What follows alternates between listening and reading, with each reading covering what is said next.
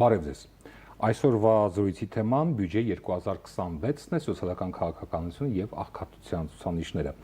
Զրուցելու ենք աշխատանքի եւ սոցիալական հարցերի նախկին նախարար, ապրելու երկիր կուսակցության համահիմնադիր Մեսրոպ Առաքելյանի հետ։ Շնորհակալություն հրավերը ընդունելու համար։ Բարև ձեզ։ Եվ այսպես ինչպես կգնահատեք բյուջե 2026-ը սոցիալական քաղաքականության տեսանկյունից։ Մեծ հաշվով ցավ արձանագրենք, որ որևիցե դրական ազդեցություն սոցիալական խնդիրների կարգավորման ուղղությամբ հաջորդ տարվա բյուջեում նախանշված չէ, ինչքան էլ որ իշխանությունները թմբկահարում են ամեն տարի աննախադեպ բյուջեի մասին, իսկ նույն պատկերն է ինչ որ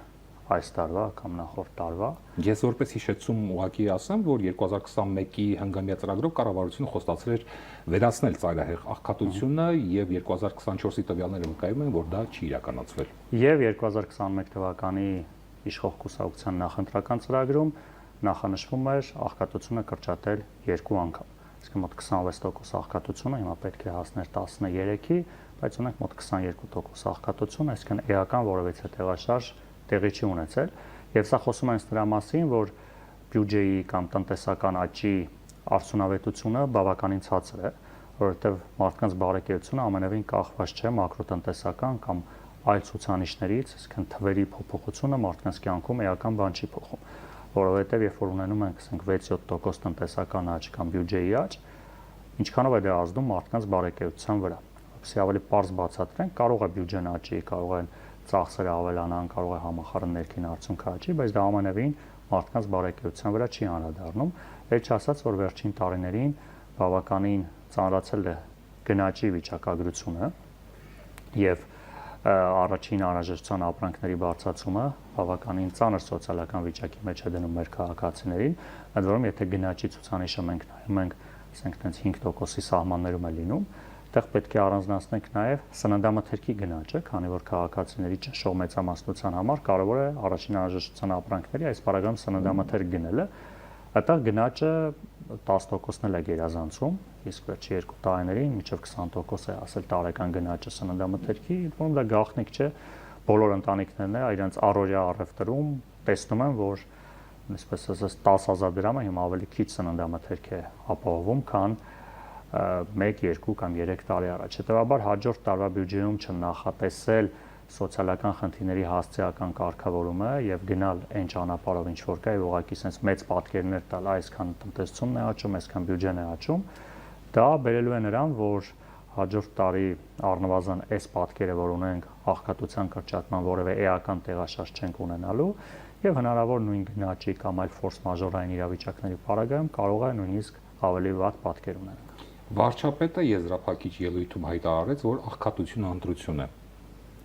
Որքանով են նման ձևակերպումները համապատասխանում սոցիալական իրականությանը, հատկապես երբ աղքատների շրջանում կան աշխատողներ։ Ընդհանրապես իշխանության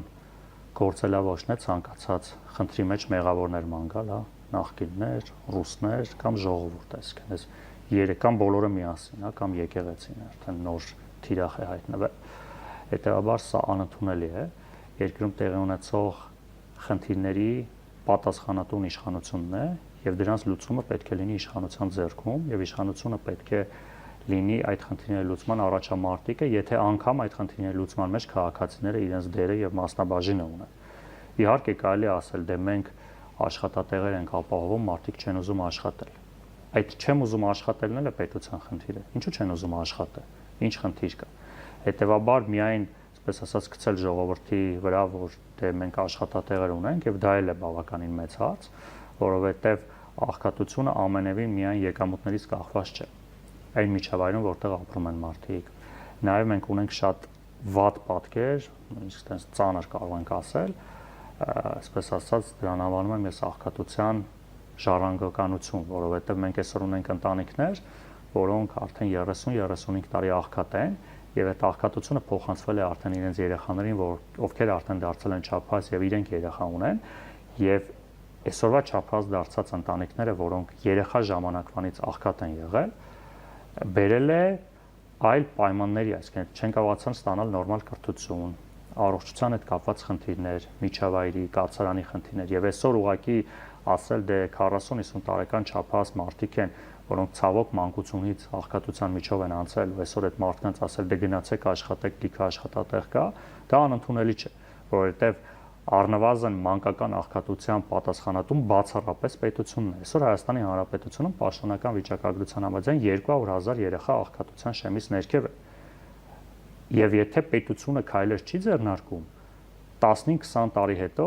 200,000 երեխան դառնում է 200,000 չափահաս, արդեն ավելի առնվազն մոտ 3-400,000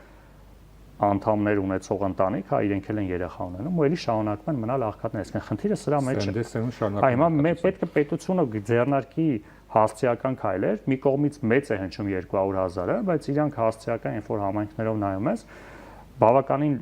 հեշտ չասենք, բայց բավականին արդյունավետ մեխանիզմներ կան, որ պետք է այդ ընտանիքների հետ աշխատել ու գտնել լուծումներ եւ ոչ թե ուղղակի ամեն անգամ ասել դե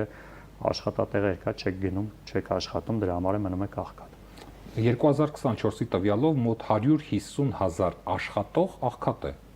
3,000 աշխատող նույնիսկ առաջին անհրաժեշտության ապրանք չի կարողանում գնել։ Սա ինչի մասին է վկայում։ Շատ կարևոր արձանագրում եք անում, որովհետև իշխանությունը անընդհատ նաև թմբկահարում են աշխատատեղերը, միջին աշխատավարձը, մոտ 700,000-ից ավել աշխատատեղեր կան, միջին 300,000 աշխատավարձով, բայց միջին աշխատավարձը ընդհանրապես ինչի մասին է։ Հիմա եթե 10 հոգի աշխատում են եւ այդ մի աշխատողի աշխատավարձը բարձրացնում ես, ստացվում է, որ միջին աշխատավարձը բարձրացավ Հայաստանում, կամ օրինակ ենթադրենք ձեր ընկերությունում, բայց այն 9 հոգու աշխատավարձը չի բարձրացել։ Ու հիմա մենք ունենք աշխատավարձերի տեսանկյունից եթե նայենք, եկամուտների ծայրահեղ բևեռացում։ Այսինքն մեր մոտ մոտավորապես այդ աշխատողների մոտ կեսը ստանում է 200,000 դրամ մաքուր, մոտ 150,000 դրամ աշխատավարձ։ Հենց այս թիվը տեղից է գալիս։ Այսինքն երբ որ մենք ունենք մոտավորապես 350-400,000 աշխատողներ, որոնք ստանում են ամսական 150,000 դրամից ցածր աշխատավարձ, եթե դա շատ հաճախ լինում է, որ ընտանիքում մեկ աշխատող է, այսինքն եթե բաժանում ես արդեն 4 անձի մասով, դա դառնում է մոտ 37,500 եւ դա դառնում է աղքատության շեմից ներքև, այսինքն 150,000 դրամը մեկ ընտանիքի համար չի բավարարում աղքատությունը հաղթահարելու։ Ու կան մարդիկ, ասենք մոտ այդ 7-800,000-ի մեջ 10-20,000 հոգի, ովքեր ստանում են բավականին բարձր, ասենք 5 միլիոնից բարձր աշխատավարձ։ Ու արդյունքում մեր մոտ ձևավորվում է, որ Հայաստանում միջին աշխատավարձը 300,000 է։ Այսինքն, երբ որ մենք նայում ենք ուղղակի այդպես վիճակագրական թվեր, այ Հայաստանում միջին աշխատավարձը այսքան է, ասենք Վրաստանում էլ է մոտավորապես այսքան, տեսեք ինչի եք բողոքում կամ հասել ենք ինչ որ արևելյան Եվրոպայի որոշ երկրներին եւ այլն ինչ որ ցուցանիշներ։ Այստեղ միայն այդ մեծ թվերը նայելով մենք չենք ունենում իրական պատկերը։ Փորձես բաժանել, հասկանալ այդ կառուցվածքի մեջ, որովհետև չպետք է նայես միջինը մարդիկ ոնց են ապրում։ Չէ, այսինքն չի նշանակում դե ասես դե լավ 30% աղքատություն կա, 30% միջին կենսամակարդակ կա, մի 40%-ը լավ են ապրում, դե միջին ասված լավ ապրող երկիր ենք, չէ։ Այսինքն մեր խնդիրը պետք է լինի ցանկացած սեգմենտի աղքատության հաղթարումը։ Եթե այսօր Հայաստանում 20%-ից ավել աղքատություն կա, որը մոտավորապես 650,000 մարդ է անում, այդ ահռելի զանգված է։ Այսինքն կառավարության տնտեսական քաղաքականությունը, առավելևս բյուջետային քաղաքականությունը պետք է լինի ավելի շատ ուղղված աղքատներին, այսինքն ավելի շատ դու պետք է հատկացում անես այն հատվածներին, որտեղ որ մարդիկ դրա կարիքը ունեն եւ ոչ թե միջինացված բաշխես։ Տեսեք, Շիրակը ամենաաղքատ մարզն է համարվում, որտեղ աղքատության մակարդակը 43% է։ Հաջորդում է Տավուշը 40%։ Մինչդեռ 2026-ի բյուջեում մարզային աղքատության խնդիրը առանձնակի շեշտված չէ։ Բավականին լուրջ խնդիր կա նաև մարզային բաշխման տեսանկյունից։ Շիրակի մարզը դե ցավոք, հա, դեռևս մինչև հիմա արդեն 37 տարին է լրանում մի քանի օրից երկրաշարժի հետքերը դեռևս տեսանելի են Գյումրիում եւ մարզում։ Շիրակը առաջին անգամ չէ, որ ամենաաղքատ մարզն է։ Այսինքն պատմականորեն 90-ականներից սկսած երկրաշարժի հետևանքով եւ ոչ միայն երկրաշարժի հետևանքով, որովհետեւ մինչ նոր անկախ Հայաստանի տնտեսական կառուցվածքի ձևավորումը Շիրակի մարզի տնտեսական կառուցվածքում բավականին փոքր մաս էր կազմում գյուղատնտեսությունը, ու բնակլիմայական պայմաններից ելնելով, ինչը ավելի խորացրեց, որովհետեւ մի շարք մարզեր, որովհետեւ նայում ենք աղքատության ցուցանիշների, նաեւ հակառակը որտեղ է ցածր, հիմնականում Արարատյան դաշտավայրն է, որտեղ գյուղատնտեսությունը գերիշխում է եկամուտների մասնաբաժնում եւ մի շարք ընտանիքների հնարավորություն է տալիս հաղթահարել աղքատությունը։ Շիրակի մարզում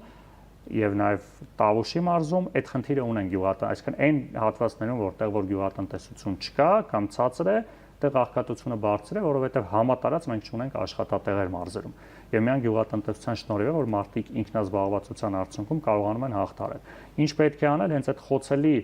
մարզերում թիրախային արտոնությունների միջոցով բիզնեսին տեղափոխել տալ այնտեղ։ Այսինքն Շիրակի մարզը պետք է դառնա բիզնեսի համար գրավիչ այն տեսանկյունից, որ պետությունը այդտեղ պետք է, որովհետև հիմա ի՞նչ է տեղի ունենում։ Աղքատության պարագայում պետությունը սկսում է հատկացնել նպաստներ, չէ՞, անընդհատ ինչ-որ սոցիալական ծրագրեր է անում, դեպքեր են տեղի ունենում, դրա փոխարեն պետք է պետությունը բիզնեսին խրախուսի։ Եվ ոչ թե խրախուսի մասի, դե գնացեք աշխատեք։ Դա աշխատատեղերի ստեղծման մասով պետք է այնքան արտոնություններ տա, որ բիզնեսը ավելի նպատակահարմար լինի։ Գնանք Ամասիայում ստեղծի ընկերություն, ոչ թե Երևանում, որը նաև շատ հաճախ լոգիստիկ խնդիր է լուծում արտահանման տեսանկյունից դեպի Վրաստան նաև ճանապարհն է խնայում, որը հնարավորություն կտա այդ մարդկանց ներգրավել աշխատանքում։ Ծանր գործ է, որ ասենք 1 տարում հնարավոր է աղքատությունը հաղթահարել, իհարկե չէ, բայց առնվազն պետք է այդ ուղղությամբ էական քայլեր ձեռնարկել։ Համաշխարհային բանկի հաշվարկով ես շարունակում եմ թվեր ներկայացնել, Հայաստանի 56%-ը ըստ էության աղքատ է։ Օրական $8 շեմով։ Միջազգային մեկ այլ կառույցի տվյալով էլ Հայաստանի հարստության 60%-ը կենտրոնացած է ամենահարուստ 10%-ի մոտ։ Սա փոխում է աղքատության գնահատման պատկերը եւ քաղաքականության ձևավորումը։ Տարբեր մեթոդաբանությամբ աղքատության պատկերը տարբեր է։ Ընդ որում նաև այստեղ մեթոդաբանություն չասենք, մենք ինքներս, որն ենք համարում առնվազն բավարար եկամուտ կամ բավարար ծախս, որովհետև այսօրվա վիճակագրությամբ, մեթոդաբանությամբ 50,000-ի սահմաններում է, այսինքն 50,000-ից եթե սպառումը ցածր է, համարում ես աղքատ, այնինչ աղքատության կա վերին շեմ, որը մոտավորապես հավասար է սպառողական զամբյուղին, 70,000 դրամ, կա աղքատության ներքին շեմ, որը ծայրահեղ աղքատությունն է, ու մենք աղքատության հաշվարկի մեջ վերցնում ենք միջին շեմը։ Իրականում, եթե նայում ենք եւ համաշխարհային բանկի տվյալներով, ու եթե մենք նայենք սպառողական զամբյուղ, այսինքն այն ընտանիքները, որոնց ծախսերը չի գերազանցում սպառողական նվազագույն զամբյուղի չափը, այդ պարագայում աղքատության թիվը հասնում է մինչև 70%։ Այսինքն մեր ընտանիքների 70%-ի ծախսերը չի կատարվում սպառողական զամբյուղի չափով մեկ շնչի հաշվով։ Հետևաբար, այո, այս մեթոդաբանությունները, երբ որ մենք նայում ենք, պատկերը շատ ավելի մտահոգիչ է, քան ուղղակի վիճակագրական տվյալները, որ 20%-ի մասով նայում ենք, ու այո, եկամուտների բևեռացման մասով էլ մենք խնդիր ունենք։ Այս պահին ամենահարուստ 20%-ին ու եկամուտների տեսանկյունից ու ամենացածր եկամուտ ստացողների տարբերությունը եկամուտների մոտ 15 անգամ է, բայց դա էլ իրական պատկեր չէ, որովհետև այդտեղ արտացոլված է միայն, ասենք, աշխատավարձ, այն հիմնական տեսանելի եւ գրանցված եկամուտների մասին է խոսքը, որովհետև բիզնեսից ստացվող բազմաթիվ եկամուտներ չեն արտացոլվում այդ վիճակագրության մեջ, քանի որ թափանցիկ չեն, այդ դիվիդենդներից նաև ի վերջո ֆիզանձը ինչքան եկամուտ բիզնեսների եկամուտը գիտես, բայց վերջում դա որ անձին գնաց հասավ չես իմանում, ու այդ տեսանկյունից այո, պատկերը բավականին մտահոգիչ է, բևեռացումն է, հենց սա է, որ խոսեցինք, որ թիրախային քաղաքականությունը միայն կարող է այս վիճակը ստեղծել, որովհետև ի վերջո ցանկացած տնտեսական աճ, ցանկացած բյուջետային քաղաքականություն սահմանափակ ռեսուրսների մասին է խոսքը, այսինքն դու ունես այսքան եկամուտ, դու ունես այսքան ստեղծված արժեք։ Հիմա խնդիրը նա է, դու երբ որ միջին ասնում ես, ասում ես, հա մեկ շնչին ընկնող հնարք կա, միջին աշխատավարձ կա երկրում, բայց այդ միջինը ինչ բաշխում ունի, հա, այսինքն կենտրոնացված է, երբ որ խոշորների մոտ ու հարուստները ավելի են հարստանում, աղքատները ավելի են աղքատանում, դա չի նշանակում, որ մեր ցուցանիշները վատանում են, որովհետև թե հարուստները ավելի շատ հարստանան, միջին ցուցանիշը միշտ կարող է ավելի բարձր լինել։ Եթե ձեզ հնարավորություն տրվեր բյուջե 2026-ում փոփոխություն անել 3 հիմնական ուղղություն սոցիալական ոլորտում, ինչ կփոխեք։ Որոշ չափով կա անհրաժեշտություն կենսաթոշակների բարձրացման մասով, որովհետև կենսաթոշակները արդեն 5 տարի է չեն բարձրացել, բայց մենք ունենք գնաճ։ Ընդ որում կենսաթոշակների բարձրացման մեջ կարևոր մոտեցում կա նվազագույն կենսաթոշակի բարձրացումը, որտեղ այստեղ պոպուլիզմով չզբաղվենք, իհարկե բյուջետային հնարավորությունները ցանկացած պարագայում սահմանափակ են, եւ չես կարող ամբողջ բյուջեն ասել դե թոշակներ ենք բարձրացնում, եւ թոշակների բարձրացման ժամանակ մենք կարծում ենք, որ առաջնային պետք է սկսես ավելի ցածր թոշակ ստացողից, որովհետեւ Հայաստանում կա թոշակառու, որը ստանում է 36,000 դրամ, կա թոշակառու, որը ստանում է 106,000 դրամ։ Հետևաբար, երբ որ դու ունես սահմանափակ ռեսուրսներ, պետք է սկսես ներքևից։ Այսինքն առնվազն մենք ասում ենք, որ Հայաստանի Հանրապետությունում նվազագույն թոշակը պետք է լինի սպառողական զամբյուղից ոչ ցածր։ Այսինքն մոտ 70-ից 80,000 դրամ պետք է լինի ամենացածր թոշակը։ Երկրորդ կարևորագույն ուղղությունը դա համայնքներում, առավել ևս փոքր բնակավայրերում լոկալ ենթակառուցվածքների ստեղծումն է եւ ապահովումն է։ Այսօր մենք բազմաթիվ համայնքներ ունենք, ովքեր չունեն խմելու ջուր շուրջօրյա, շատ համայնքներում 4-ից 6 ժամ է ջուրը, իսկ դա կենսական նշանակություն է եւ զարմանք է մեր նման պետության համար, իսկ երբ որ դու չես ունենում ջուր, դա առաջացնում է բազմաթիվ խնդիրներ, սկսած առողջության, որը հետո վերածվում է աղքատության, երբ որ վերածվում է աղքատության, կրթության հասանելիության մարդիկ խուսափում են։ Իսկ այդ ուղղությամբ ներհամայնքային լոկալ ենթակառուցվածքային խնդիրների կարգավորումն է եւ իրականացնել ծրագրեր, որոնք կապահովեն մարզերում աշխատատեղերի ստեղծման,